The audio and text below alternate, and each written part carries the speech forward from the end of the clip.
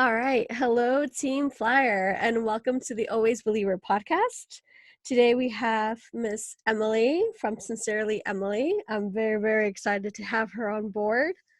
Um, we connected very little ago. However, it feels like a lifetime because we're so connected with each other. We do so many things together, and it's just the same positive vibe and community.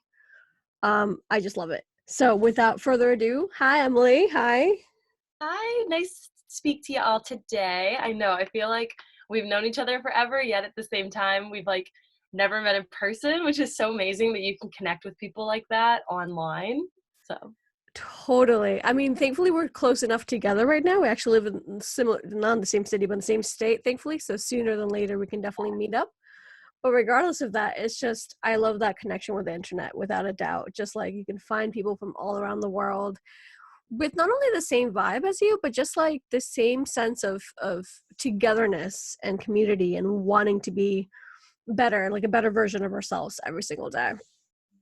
could not So agree more. tell us a little bit about your backstory. What do you do? Yeah. Okay. So hello. I'm a 23-year-old. I live in Boston, Massachusetts. I'm actually originally from Southern Illinois, so a little far away from home, but I graduated in May of 2018 and I moved out to DC with a political science degree. I worked in the House of Representatives for about 9 months and just learned it really wasn't my thing. I had studied politics because I wanted to help people. And then working on the Hill really showed me that I could help people on my own way and in my own sector, which really pushed me to kind of leave working in government, but instead start my own blog. I have my own coaching program. I have ebooks, a YouTube video, as well as other social media platforms. And it's really something that's become sort of like a passion project of mine. I don't know necessarily where it's going to go, but I'm excited to see what happens with it. And yeah, so it kind of came about as an accident. It was more so my own personal diary of trying to be my best version, heal from my own past, and then I ended up sharing it with thousands of people online, and it just grew from there. So, That is incredible, first of all, because you have such a humongous change as well between one thing and another. Of course, you did all of a sudden from politics to, being your own entrepreneur. That's amazing. yeah, Um, I definitely just I don't know, I think more young people should it was hard for me to leave the Hill realizing that this was I always thought this was my dream job, and I always thought that this had to be my plan, when in reality I had realized that it was just my mission statement that I was chasing. I didn't have to stay on the Hill. I could do it my own way, or other people can do it their own way. Your job can always change. It's kind of your mission statement of that you can keep with yourself and figure out how you want to do it for other people or yourself or whatever it may be. I completely agree. I love that you know your why. I feel like it's something super, super important in life, not only in your entrepreneur, business, boss, amazing life, but also as a person, like to understand your why, where are you coming from and why you're doing what you're doing. And you have that. I'm so amused by your story once again, because it's one of those things you didn't really expect. You're like, wait a second. And it's so cool that you still have that vibe of helping some people in general, of course. So what are you doing currently? If I understood correctly, a health coach, right? You're a Mhm. health coach? Yeah, so I'm currently working with my niche, I guess so to speak, is working with younger women, usually in their late teens to 20s to maybe early 30s, ending the war between their body, food, and themselves. So, really finding a balance of living and eating and moving intuitively, and sort of letting go of diet culture, letting go of restrictions, insecurities, and sort of body image issues.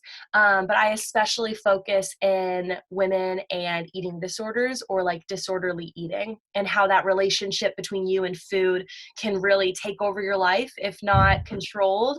But it can also be used to transform your life once you kind of get over the hills and the mountains of kind of your disorderly past. That's also very impressive. I mean, it's something I think that we need every single day more and more. I'm the first one to vouch for that and all the love-hate relationships we have with food and just our bodies itself. So I really love and appreciate people like you because through your own truth, you also help others. And this particular topic has been going on for far too long. Just Mhm. kind of that self-hatred or that like, oh, why did I eat this today, or why did I do that, or like why, you're like, no, just you got to also enjoy life, healthy eating of course, and stay fit and exercise and be healthy. Just self-love please.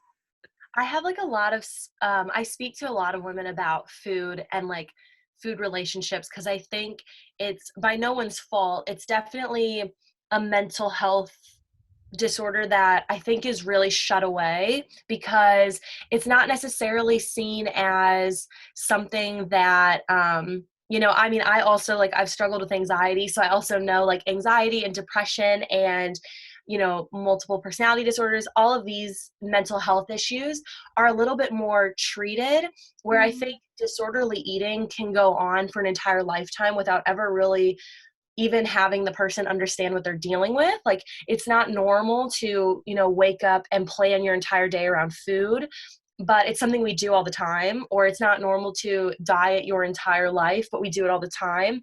And it's becoming normal, quote unquote, which is the unfortunate part of it. And so I think it's definitely something that needs a lot more attention. It needs a lot more people feeling comfortable talking about it.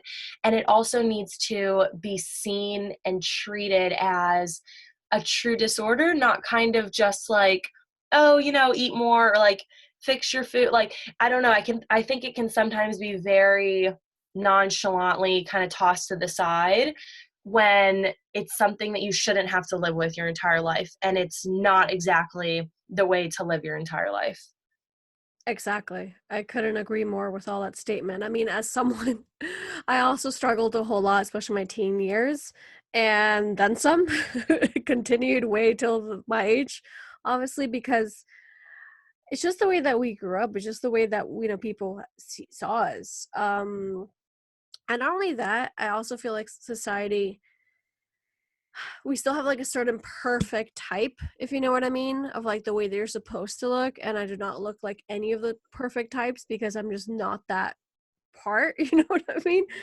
I'm obviously Latin, so my thighs, my shape is completely different than anything I would have seen on TV growing up, or anything I thought that I'm like, oh, that should be the perfect body. I also went through my own personal trauma with when I was teenagers. I was bulimic, I was anorexic, I barely ate, then I exercised a whole bunch, and then more life stuff happened. So right about now it's kind of like, okay, it's a mix of those back and forth. Mhm. Um Recently I found out, well, about a year ago by now, more or less, I found out that I have hyperthyroidism. So that also affects a lot my weight issues because I have a slow metabolism. So for the past couple of years, I've been dealing with that. So it's a matter of like, I'm not even able to control my own body because it just depends on itself. I have like a lack of hormone. Anyways, so imagine, like, once again, starting from way back 15 years ago, because unlike you, I'm not 23, I'm 31. So from the age of 14, 15 till now, it's been a good 15, 16 years of constant, every single day, fighting both sides, both extremes. And yeah, so I'm done. I think it's also something you can't live without food. So you have to find a way to balance it and actually learn and heal your relationship with it, whereas a lot of other things that can be addictive, because even anorexia, you have an addiction to food, you're just not eating it, but you're addicted to thinking about it and controlling it and all of these different things. Any other addiction in life you can pretty much cut out. So if you're addicted to alcohol, you just don't drink, and that's how Exactly. you can get over it. And I'm not saying that's easy, but with No. food you can't do that, and so you have to find a way to relearn how to eat. And like you said, if you've been doing it for 15 years, 20 years, I mean, so many girls start dieting at like 11. So you're teaching your body subconsciously that you're always going to be starving, or you're always going to be restricted, or you're always going to be controlled, counting, tracking, whatever it is. Then like 10 years later, so many women unfortunately go through the opposite of it, where when you go through recovery, you have no idea what's normal, what's balanced, what's. I personally had the experience of my like hunger cues were completely shattered for years. I had like destroyed the nerves in my stomach, and so I wasn't hungry. I physically like didn't feel hunger. And so there's all of these different things that you have to go back through with healing. And we sort of just as a society, I think, like tell women like, you know, if you're anorexic, like, okay, just eat more. If you are overweight, okay, just eat less. And there's so many different things that go into it, especially when you've been doing it for that long undiagnosed and unaware of it, actually. Completely agree. There's so much stuff that goes within that. It's not just this easy formula, like what you just said. It's not like, oh, eat more, eat less. Like Yeah. people see me and they're like, oh my God, you're overweight. You don't exercise. You don't. I'm like, hun, do you know me? You don't know me, love. No, Thank you we're for the scary. help, I guess. Yeah. In all terms, is that like we Mhm. all have different bodies and we all need to be like diagnosed. If it wasn't for like my hypothyroidism, for example, if me not knowing it, I would have probably ended up being more crazy than I am because it was really frustrating to be able to lose that weight and whatnot. So I do have a steady um, food habit. I do go to the gym. I do work out, but it's that visual thing. So it's not just as easy, like you said, as like eat more, eat less. So I love what you do. I know that you also have a blog, of course. So I look at your posts a whole bunch. I read them. I love them. I promote them as soon as I can on Instagram, for example, and every other platform. So my next question is, for example, we talked a little bit more about that eating disorder that you also had. So when was the moment that you like turned the page, or like what did you do? What was the first steps into like going from point A to point B? Yeah, I think one of the biggest lessons that I learned was, so like a little bit of past history with me. So I struggled with anorexia since 7th grade until about like my freshman slash sophomore year of college. So I was kind of like on and off. I would go through really restrictive phases. And so for people who don't know, anorexia is you don't eat, you try to eat as less as you can, or it can sometimes be orthorexia where you only eat very, very clean. You don't allow yourself to eat anything that you deem like junk food or fast food or whatever, but then it usually becomes a little bit more anorexia where you just don't eat at all, or you try very hard to eat less and less and less. So I was hospitalized when I was in 7th grade. I had dropped around like 50 pounds in about like 3 months. And so when I was hospitalized in 7th grade, I was in complete denial that I like even had an eating disorder. I very much so like believed that I was just sick. I wasn't hungry for whatever reason. So I just like didn't eat a lot. And I'm one of those people, and most women are, who deal with eating disorders. I was very type A. So I was very like, I didn't fit the eating disorder mold, which is something I speak a lot about with women. Like, I wasn't really insecure. I wasn't very introverted or quiet. Not that like those things are bad, but I think eating disorders have this like personification of like a girl who just totally hates herself and like never speaks to anyone, and like this kind of like negative image. And I was the opposite. I was actually just a complete control freak, and I wanted to be perfect. And so the way that I was going to be perfect was by making my body perfect, by controlling what I ate, etc. And so I was hospitalized in 7th grade. I came out of it very like unaware of even what I was doing. I went all through high school kind of like going up and down in weight. I would have like better months and worse months, but I was still kind of being tracked by my parents and by my doctors, still very unaware, or like I would never say that I had an eating disorder ever. And then when I went to college, I think it was when my turning point happened, where I had been my lowest weight ever, yet I was more unhappy than I'd ever been. And it was making that understanding of no matter what I look like on the outside, it's not going to change how I felt on the inside. And so if I kept going down this path, I was really going to hurt myself. And that's what I had to come to the understanding of. No matter how small I got, I still felt awful. And I felt worse, in fact, thinking that as soon as I got to that perfect weight or that perfect body, all of my problems would go away. I would be so happy and so confident. The opposite happened to me. And I tell almost every girl I talk to is what you think your eating disorder is going to provide you, it's not, it's going to take it away. And so I think that was my turning point, where it was, it's killing me, like all jokes aside, and it's not going to bring me what I expect it to bring me. So I need to recover from it. Like, I need to let it go. It's not going to provide me with, all the confidence in the world, the perfect image, the boyfriend, like whatever you think it will bring you. That was my turning point for me personally. That is definitely quite a story, of course. That's quite a few years being anorexic. I'm so happy that you had that turning point and you saw that, something that we may think that's so simple as like, oh, it's okay if I don't eat something today. Oh, it's okay if I just eat, just a salad today, can turn into something, of course, deadly. And then that's not only in that sense of like a physical sense, but also mentally, because the fact that you understood that you weren't happy with who you were at that moment, I feel like that's a huge achievement for just anyone who's going through whatever they're going through. And it goes from something like we talked about before, alcoholism, to this, to being upset at a job or not being happy with your current job, for example. So Absolutely. definitely congratulations for that. I It's what I love about your story is that much what we do here on in our community is that we meet you and you do not seem like that person.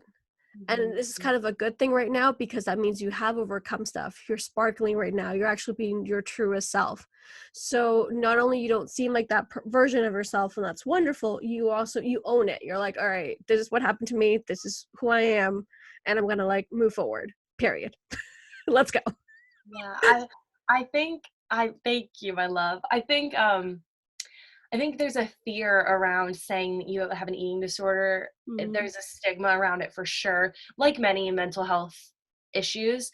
And I'm actually working on, I want to write a book for people who have someone in their life that's struggling with an eating disorder and how to best support them. Because I think it's hard. And if you don't have an eating disorder, it's nearly impossible to understand what Yeah. it's like. And by no fault of their own, I can't, understand someone with depression. I've never had depression.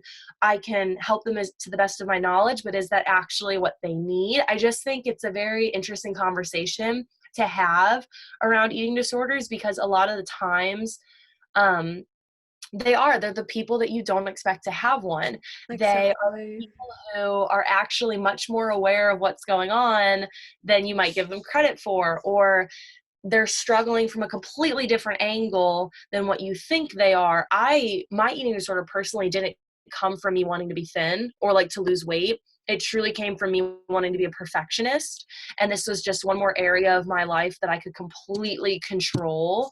And I believed that the smaller I got or the better I controlled my diet, the happier I would be. So it Mhm. wasn't really like I hated my body or I hated the way that I looked.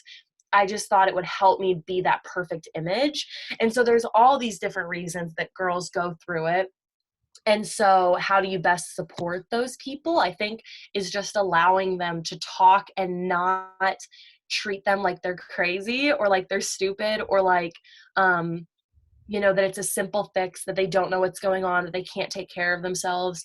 They're usually very, very strong women. Like, you have to be very strong willed in a very dark way to be able to do that. And so I think just listening to them and giving them the support that they need and not making them feel helpless, rather just empowering them to actually go through their own recovery and healing their own way, and understanding that it takes a really long time. Like we just talked about, like if you struggle with food for like 15 years, we like to do the all or nothing where it's like, okay, then tomorrow I'll never struggle again. And you will most likely have to take at least a couple years to recover from, the 15 years that you struggled. And that's okay. It's when you fight that, when you like get upset with yourself and, get down on yourself or whatnot, is when it becomes a problem. So I appreciate you saying that, because I still struggle some days, and that's something that I tell, my clients as well. Like, if I'm under a lot of stress, like, I know myself that I don't eat as much as I should, but knowing that and working through it and being so aware of yourself and not being scared of it, not feeling like you failed, not feeling like this is a huge setback, like, um, is how you actually recover. You don't just like change in a day. You just become more and more aware of your own tendencies and more supportive of your own journey going back to, healthy and normal and um, intuitively living and eating. That's how you do it. It takes a long time. I couldn't agree more. Exactly that, because it does take a long time. I feel like it's always going to be, I don't want to say an everyday struggle by any means. I just feel like it's going to be an everyday challenge. Mhm. Because there's many things. I mean, I've had, of course, the eating disorders. I'm very open about a lot of things on my blog. And I feel like exactly what you said. You just need to talk about it and face that fear, and just that's how you also help people. Um, there's many other mental illnesses that I don't know much about, or because I'm not really like haven't been that depressed or that full of anxiety. For example, I do understand you with like being what's it called? Uh, it's the word's coming out in Spanish.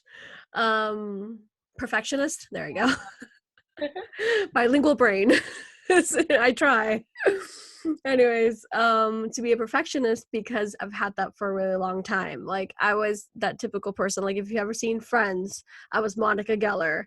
Everything had to be in its perfect place as well. So anything that I could control, including my food, mine was a two-parter, obviously, because it was a lot of like the way I looked very different than my other peers, or like what society said, so it was just really frustrating as well.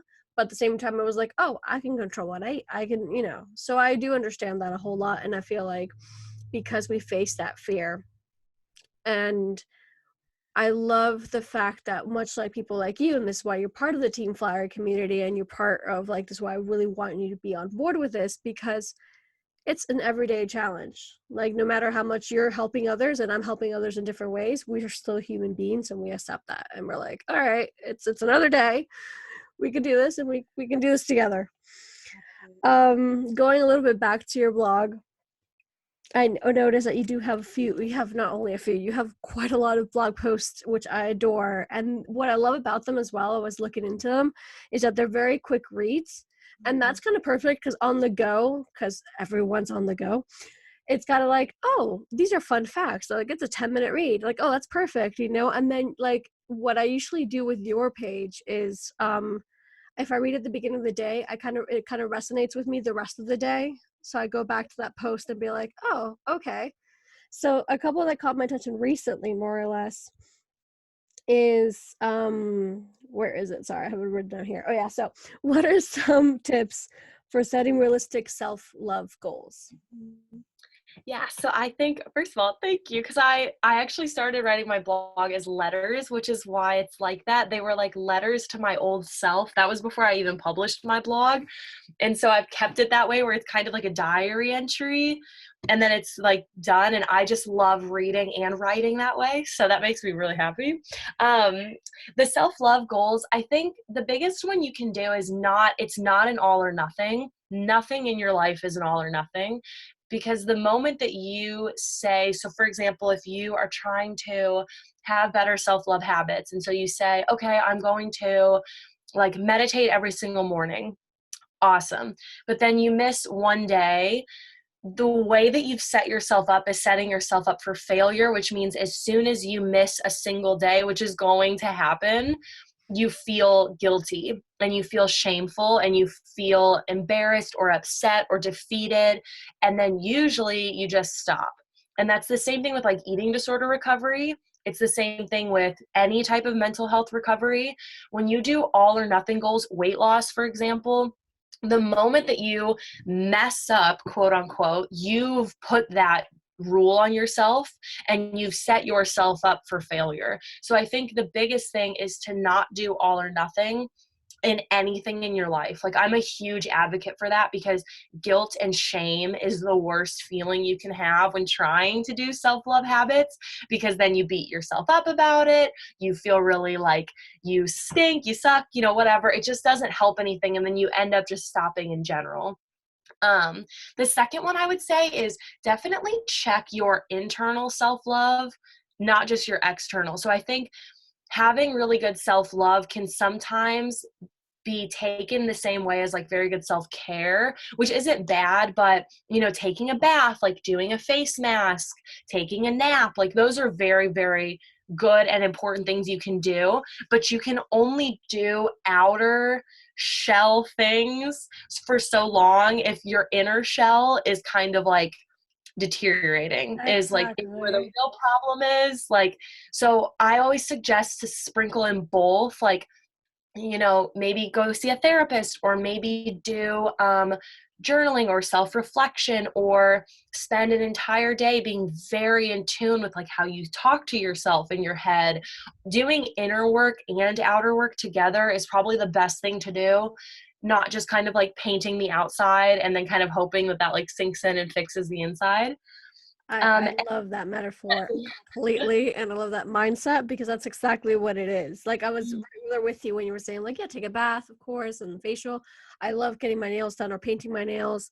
Like that feels really nice for me, for example. But at the same time, like what you were saying, it's a lot of inner work. Like every single day, that meditation or that like self-love mantra of like I'm worthy of love, I'm worthy of, or I deserve so many things, and you just have a list I and love that. feed your inner self and like talk to yourself positive in a positive way.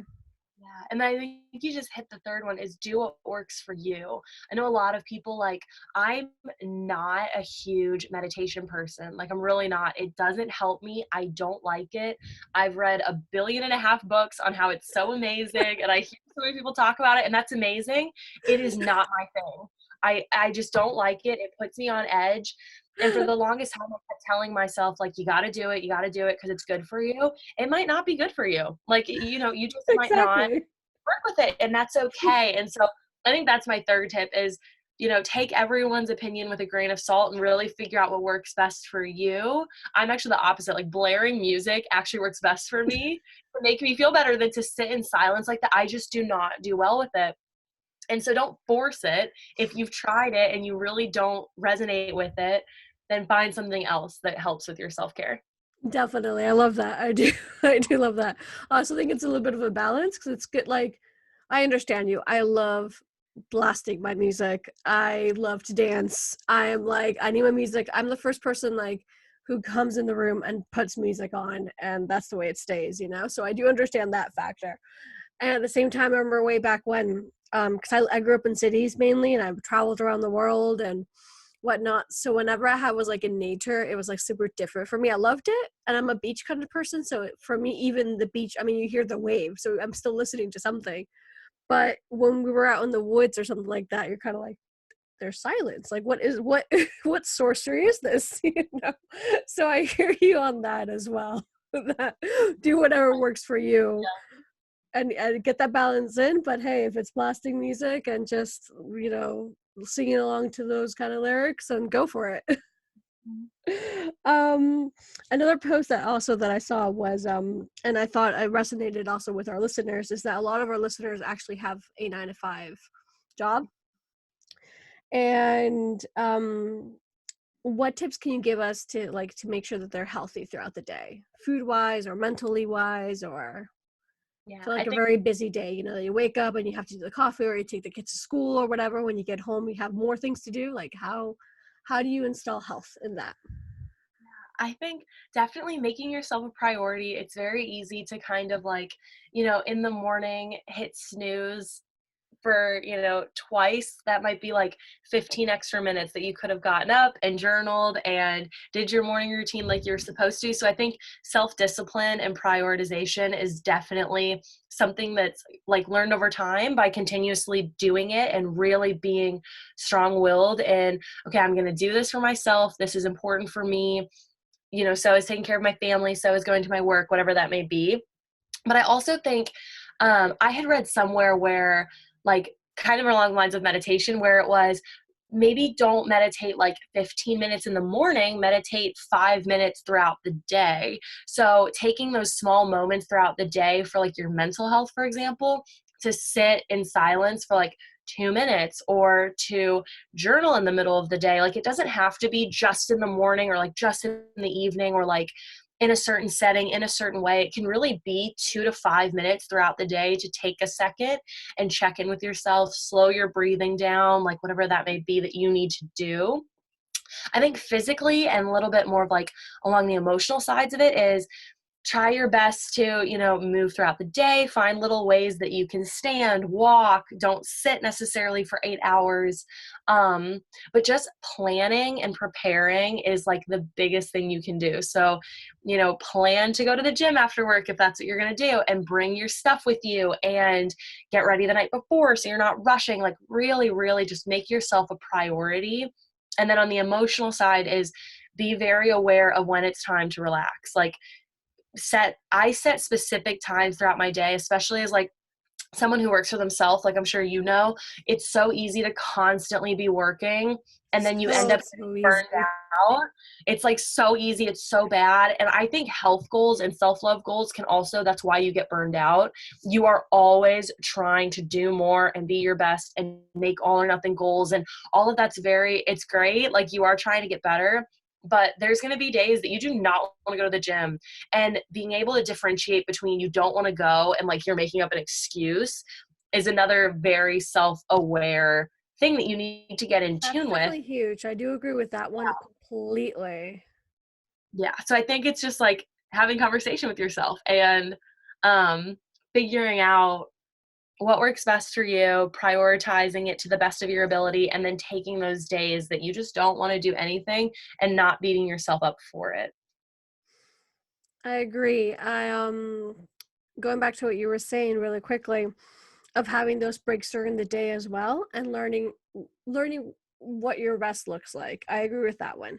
As an entrepreneur that we both are, it's always about the business. It's always about growing, inspiring, communicating, talking to everybody that we can, because they're just so lovely, and like we just love our community, of course, and all sorts of things that go behind the scenes in marketing, business, whatever. So there's always something to do.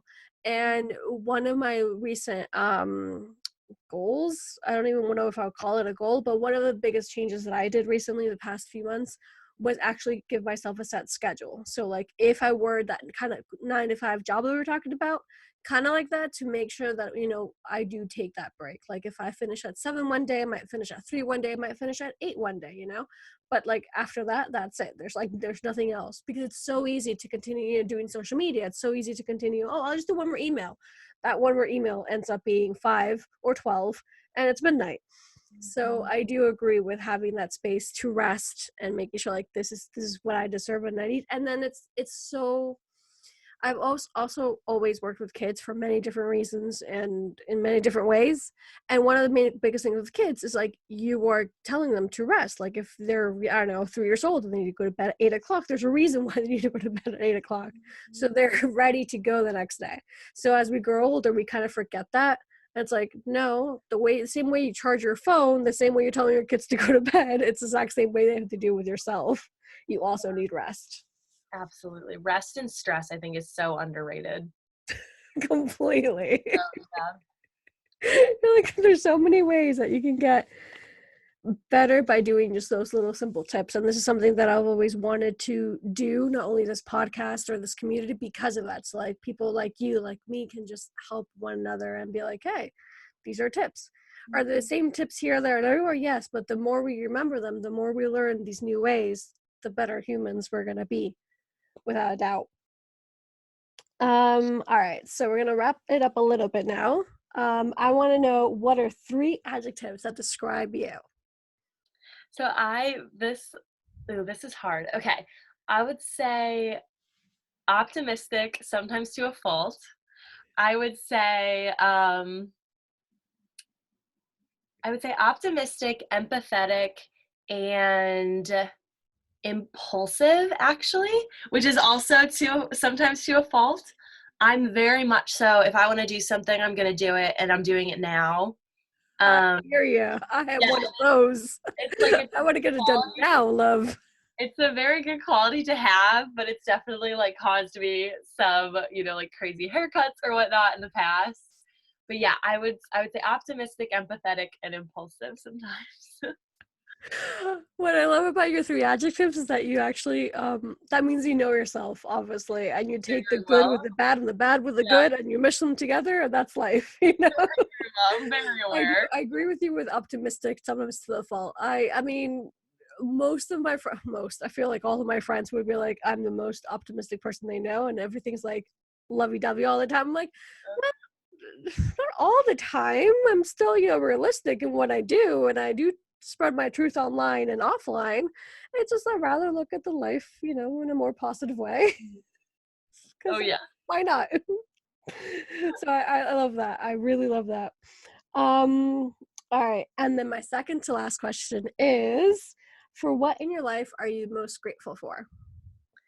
I would definitely say the second chance at my life. I really and this is something that, like, I really wanna talk to women and men out there who are struggling with food.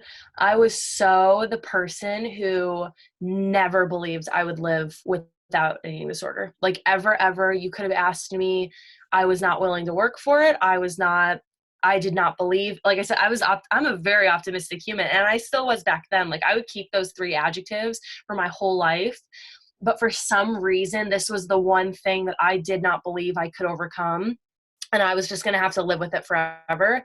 And so I would say I'm most grateful for whatever the reason was, and whenever it hit me, I truly believe the universe knows how far it needs to push us, and sometimes, like, the strongest get pushed the hardest and the longest to come out on the other side and be the person that the world needs you to be. So I'm so grateful that I was pushed in a very weird sense. I don't regret anything about my eating disorder or those years or whatever it may be. But I'm so, so grateful that I did come out the other side, and that so many of you out there will also come out the other side. And that's the person that other people need you to be, and so it's okay, and there should be no, like, sadness or depressive, thoughts around it or whatever it may be. You needed to go through it, I needed to go through it, and now we don't have to anymore. And I think that's what I'm most grateful for, is definitely, like, the second chance at life that I got, and that you will as well. I That's just the most perfect answer I could ever think of, to be honest, of what you're grateful for. I feel like I was listening to myself speak because that resonates in me. I also got a second chance on life because I believed. I mean, therefore my name. But I agree. The fact that you're able to continue, and the fact that you recognize yourself and your faults, and most of all, what people always told me, and then at this point already in my life, I'm like, yeah, I don't regret anything that happened to me because, A, why would I live with regret? But mainly B, it made me who I am. The frustrating parts of it all, the fun parts of it all. It made me who I am today, and this is what I'm supposed to do in this universe. So this is what I'm doing. So I love your answer completely, and it does resonate. And we do want the same thing for our listeners, for your community, my community, for both of our communities, and many more. So I love that. Thank you. Absolutely, yeah. All right, my darling, sweet Emily, where can we find you? Yeah, so well, first of all, thank you for having me. This was so fun. I am on, my blog is sincerelyxoemily.com. Same thing with my Instagram handle, as well as I'm on Facebook. I'm sure all of this will be linked, so don't, like, feel bad trying to write it, but I'm on Facebook as Emily Formia. That's my real name. I'm also have an ebook on Amazon. If you search my name, you can find it. It's called To the Girl. And I'm also on All Social and Pinterest, which are other social media apps. So all of those goodies are out there. I have a YouTube channel. Pretty much everything's linked from my blog. So if you go to my blog, you can find everything else at sincerelyxoemily.com. And please connect with me. Like, I love talking to people about this thing and making sure that they realize they are not alone and they don't always have to feel that way. I agree once again, of course. And yes, everything will be linked. You're definitely a big part of our community, so I do tag you a lot of times. You've been on my Instagram post and my blog, and you're easy to find with me. Thank you very much for being with us here with us today, and Oh, just sharing your sorry. story. I mean, this is what we know what we're all about. Once again, go to fly, and just inspirational stories that are completely real, much like you. You are a beautiful soul inside out. I'm so happy we connected in general, and I'm very excited to continue connecting and talking. And Me there you too. go. Yeah, thank you so much. Awesome. So we're gonna do really quickly for last. We can say team flower and three. Are you ready? Ready. One, two, three. Team Team Flyer. fire. There you go. All right. So thank you for joining us, my always believers, my team flyer. We have new podcasts every single Wednesday. This was Ariadna, of course, and Emily. All right. Talk to y'all soon. Bye.